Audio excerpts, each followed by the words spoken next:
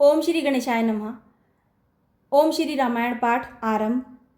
ओम श्री सीतारामचंद्राभ्याम नमः। ओम हे भोलेनाथ माता पार्वती, ओम हे माँ दुर्गा, ओम हे श्री सीताराम जी, ओम हे हनुमान जी। आपके आशीर्वाद से मैं श्री रामायण का पाठ आरंभ करती हूँ। ओम हे हनुमान जी, आपको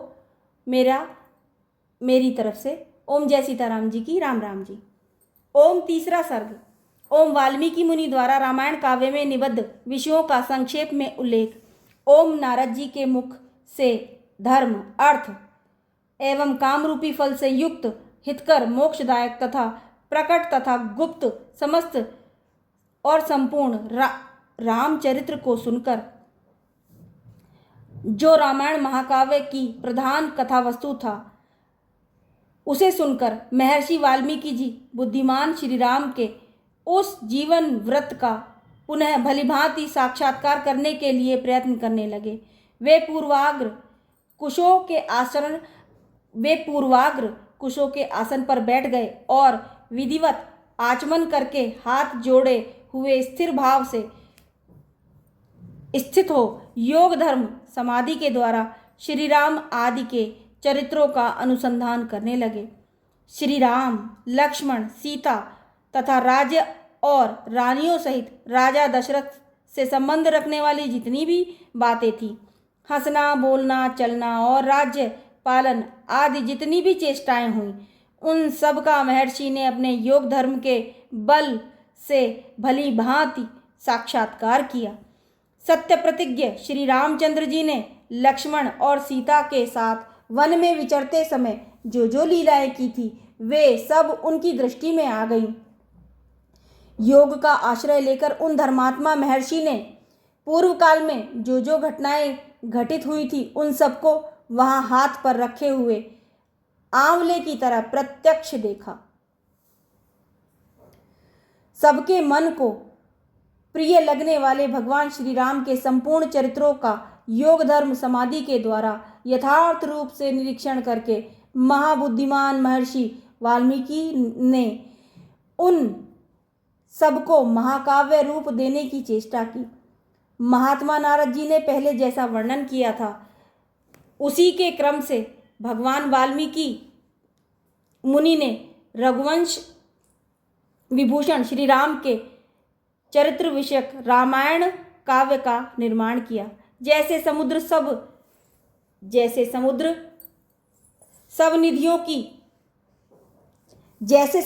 सब रत्नों की निधि है, उसी प्रकार रामायण महाकाव्य गुण, अलंकार एवं ध्वनि आदि रत्नों का भंडार है। इतना ही नहीं, यह संपूर्ण श्रुतियों के सारभूत अर्थ का प्रतिपादक होने के कारण सबके कानों को प्रिय लगने वाला तथा सभी के चित्त को आकृष्ट करने वाला है। यह धर्म, अर्थ, काम, मोक्ष रूपी गुणों फलों से युक्त तथा इसकी विस्तार पूर्वक प्रतिपादन एवं दान करने वाला है। श्री राम के जन्म, उनके महान पराक्रम, उनकी सर्वानुकूलता, लोकप्रियता, क्षमा, सौम्य भाव तथा सत्यशीलता का इस महाकाव्य में महर्षि ने वर्णन किया। विश्वामित्र के साथ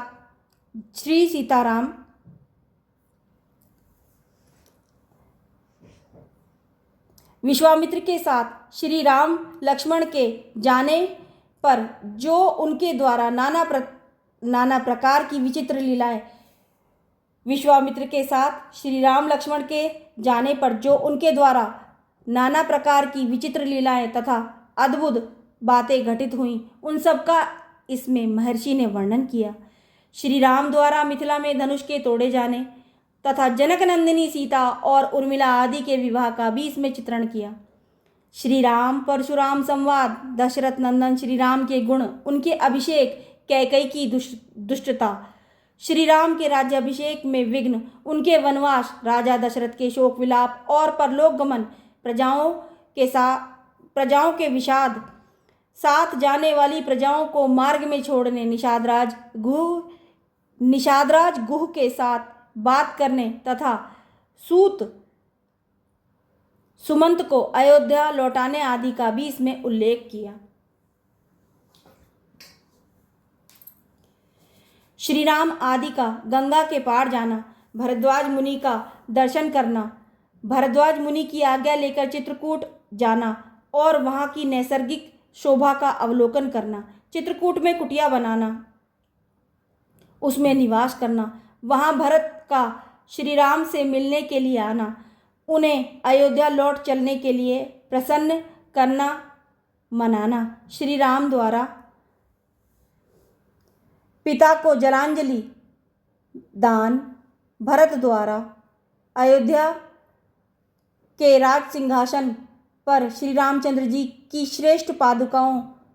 का अभिषेक एवं स्थापन, नंदीग्राम में भरत का निवास, श्री राम का दंडकारण्य में गमन, उनके द्वारा विराध का वध, शरभंग मुनि का दर्शन, सुतीक्षण के साथ समागम, अनुसुईया के साथ सीता देवी की कुछ काल तक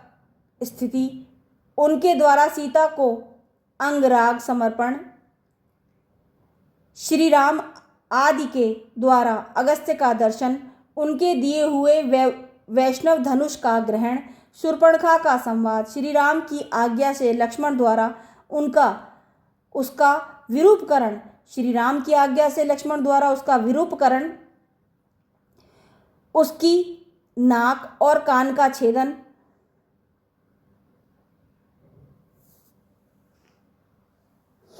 श्री राम की आज्ञा से लक्ष्मण द्वारा उसका विरूपकरण, उसकी नाक और कान का छेदन, श्री राम द्वारा खरदूषण और त्रिशरा का वध, शूर्पणखा के उत्तेजित करने से रामायण काव्य में रावण का श्री राम से बदला लेने के लिए उठना, शूर्पणखा के उत्तेजित करने से रावण का श्री राम से बदला लेने के लिए उठना, श्री राम द्वारा मारीच का वध, रावण द्वारा विदेह नंदिनी सीता का हरण, सीता के लिए श्री रघुनाथ जी का विलाप, रावण द्वारा गृधराज जटायु का वध, श्री राम और लक्ष्मण की कबंध से भेंट, उनके द्वारा पंपा सरोवर का अवलोकन, श्री राम का शबरी से मिलना और उसके दिए हुए फल मूल को ग्रहण करना, श्री राम का सीता के लिए प्रलाप, पंपासर के निकट हनुमान जी से भेंट, श्री राम और लक्ष्मण का हनुमान जी के साथ ऋषिमुख पर्वत पर जाना, वहाँ सुग्रीव के साथ भेंट करना, उन्हें अपने बल का विश्वास दिलाना और उनसे मित्रता स्थापित करना, बाली और सुग्रीव का युद्ध, श्री राम द्वारा बाली का विनाश, सुग्रीव को राज्य समर्पण, अपने पति वाली के लिए तारा का विलाप, शरत काल में सीता की खोज कराने के लिए सुग्रीव की प्रतिज्ञा, श्री राम का बरसात के दिनों में माल्यवान पर्वत के प्रश्नवण नामक शिखर पर निवास, रघुकुल सिंह श्री राम का सुग्रीव के प्रति क्रोध प्रदर्शन, सुग्रीव द्वारा सीता की खोज के लिए वानर सेना का संग्रह, सुग्रीव का संपूर्ण दिशाओं में वानरों को भेजना और उन्हें पृथ्वी के द्वीप समूह आदि विभागों का परिचय देना, श्री राम सीता के विश्वास के लिए हनुमान जी को अपनी अंगूठी देना, वानरों को रक्ष बिल स्वयं प्रभा गुफा का दर्शन, उनका प्रायोपवेशन, प्राण त्याग के लिए अनशन, संपाति से उनकी भेंट और बातचीत, समुद्र उल्लंघन के लिए हनुमान जी का महेंद्र पर्वत पर चढ़ना, समुद्र को लांघना, समुद्र के कहने से ऊपर उठे हुए मैनाक का दर्शन करना, इनको राक्षसी का डांटना, हनुमान द्वारा छाया ग्राहिणी सिंहिका का दर्शन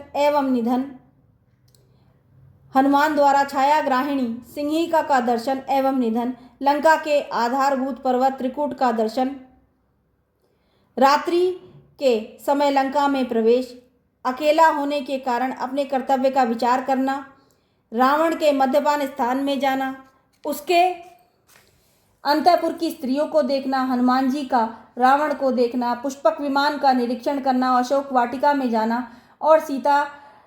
माता के दर्शन करना, पहचान के लिए सीता जी को अंगूठी देना और उनसे बातचीत करना, राक्षसियों द्वारा सीता को डांट फटकार, त्रिजटा का श्री राम के लिए शुभ सूचक स्वप्न का दर्शन, सीता का हनुमान जी को चूड़ामणि प्रदान करना, सीता का हनुमान जी को चूड़ामणि प्रदान करना, हनुमान जी को अशोक वाटिका के वृक्षों को तोड़ना, हनुमान जी का अशोक वाटिका के वृक्षों को तोड़ना, राक्षसियों का भागना, रावण के सेवकों का हनुमान जी के द्वारा संहार, वायुनंदन हनुमान जी का बंदी होकर रावण की सभा में जाना, उनके द्वारा गर्जन और लंका का दाह, फिर लौटती बार समुद्र को लांघना, वानरों का मधुवन में आकर मधुपान करना, हनुमान जी का श्री रामचंद्र जी को आश्वासन देना और सीता जी की दी हुई चूड़ामणि समर्पित करना, सेना सहित सुग्रीव के साथ श्री राम की लंका यात्रा के समय समुद्र से भेंट, नल का समुद्र पर सेतु बांधना, उसी सेतु के द्वारा वानर सेना का समुद्र के पार जाना, रात को वानरों का लंका पर चारों ओर से घेरा डालना, विभीषण के साथ श्री राम का मैत्री संबंध होना, विभीषण का श्री राम को रावण के वध का उपाय बताना, विभीषण का श्री राम को रावण के वध का उपाय बताना, कुंभकर्ण का निधन, मेघनाथ का वध, रावण का विनाश, माता सीता की प्राप्ति, शत्रुनगरी लंका में विभीषण का अभिषेक, श्री राम द्वारा पुष्पक विमान का अवलोकन, उसके द्वारा दल बल सहित उनका अयोध्या के लिए प्रस्थान, श्री राम का भरद्वाज मुनि से मिलना, वायुपुत्र हनुमान को दूत बनाकर भरत के पास भेजना तथा अयोध्या में आकर भरत से मिलना, श्री राम के राज्याभिषेक का उत्सव, फिर श्री राम का सारी वानर सेना को विदा करना, अपने राष्ट्र की प्रजा को प्रसन्न रखना तथा उनकी प्रसन्नता के लिए ही विदेह नंदिनी सीता को वन में त्याग देना इत्यादि वृत्तांतों को एवं इस पृथ्वी पर श्री राम का जो कुछ भविष्य चरित्र था उसको भी भगवान वाल्मीकि मुनि ने अपने उत्कृष्ट महाकाव्य में अंकित किया। इस प्रकार श्री वाल्मीकि निर्मित आर्ष रामायण आदि काव्य के बालकांड में तीसरा सर्ग पूरा हुआ। ओम जय श्री सीताराम जी की। राम राम जी।